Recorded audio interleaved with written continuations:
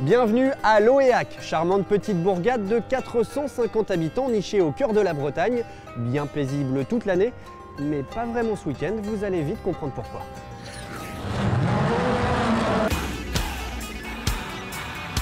Sébastien Loeb, Ken Block, Peter Solberg, Peugeot, Ford, Volkswagen, autant dire que la bataille s'annonce sévère.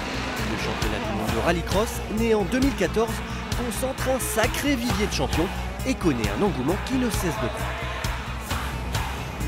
C'est la manche la plus disputée de l'année. Pour vous aider à décrypter les codes de cette discipline spectaculaire et haute en couleurs, Turbo s'est glissé dans les coulisses du team Peugeot Sport avec en prime un guide 5 étoiles. C'est un truc assez incroyable, une ambiance incroyable, donc forcément ça met toujours un peu plus de pression parce qu'on a envie de réussir pour faire plaisir à tout le monde. C'est la course nationale pour Peugeot aussi, donc on a vraiment envie de bien faire, c'est clair. Vous ne connaissez pas encore le rallycross? Accrochez-vous bien. Une piste mi-terre, mi-asphalte, des bolides de 600 chevaux et moins de 2 secondes pour abattre le 0 à 100. Voici la recette d'un sport auto démentiel. C'est du sprint, c'est l'équivalent du 100 mètres aux Jeux Olympiques ou de la natation, le 50 mètres nage libre. La voiture, elle est vraiment dimensionnée pour faire 4 tours, elle roule pendant 2 minutes et c'est tout. Importée d'Angleterre et très populaire dans les pays nordiques, cette discipline a su séduire les plus grands champions, parmi lesquels un as du volant que nous connaissons bien, Monsieur Sébastien Loeb. La spécificité de la discipline, c'est qu'on n'est pas tout seul sur la piste et qu'on se bat avec du monde à côté, qu'il y a des petits coups de portière, que les courses sont très courtes, très intenses. Il faut vraiment rien lâcher et il faut essayer de prendre l'ascendant dès le premier virage, ce qui n'est pas toujours simple. Donc beaucoup d'adrénaline, beaucoup de tension au départ et c'est assez différent à vivre. Au sein du team Hansen Peugeot Sport et après 9 titres de champion du monde de WRC et une carrière en WTCC, l'heure est venue pour notre héros national de se frotter à quelques anciens camarades comme Peter Solberg, champion du monde des rallyes et désormais double champion du monde de rallycross. Bonjour messieurs, comment ça va? Très bien, et vous? Bien. Le rallye et le rallycross, c'est incomparable et les voitures sont très différentes. Ma carrière en WRC, c'était fantastique. J'ai pris beaucoup de plaisir, mais là, c'est encore plus excitant. Il y a vraiment beaucoup d'action et énormément d'ambiance. L'ambiance, parlons-en justement. Nous sommes ici à milieu de la Formule 1 et de ses paddocks élitistes. Les fans ont accès à tout, pilotes, mécanos et voitures. C'est le rendez-vous incontournable.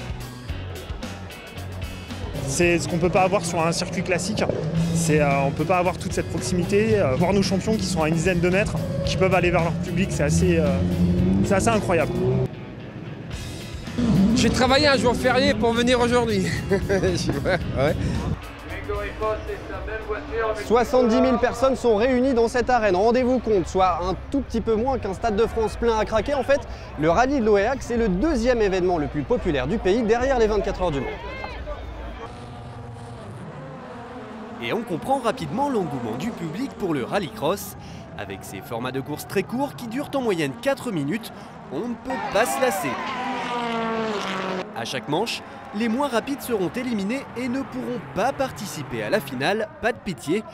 Même pour Sébastien Loeb, la pression est grande, alors pour l'aider dans sa stratégie pendant la course, il doit compter sur Eric, son spotter. Je suis comme un copilote, mais à l'extérieur de la voiture.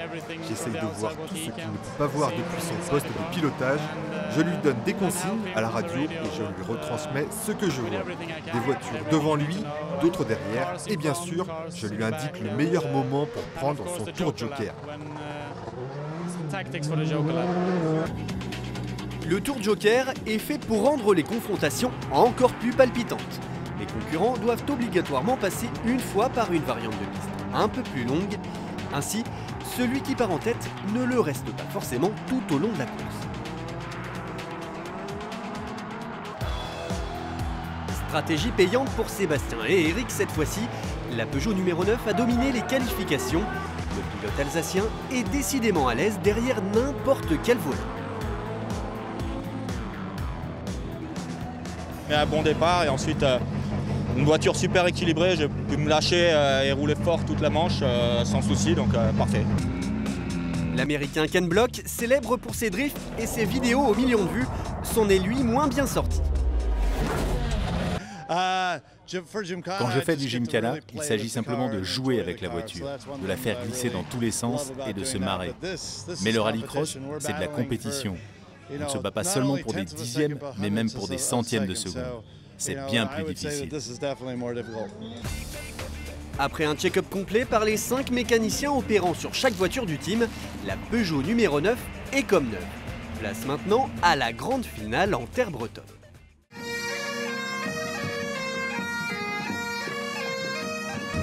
Et oui, c'est ça aussi l'Oéac, c'est une météo plutôt incertaine, des looks plutôt improbables, c'est le charme du rallycross.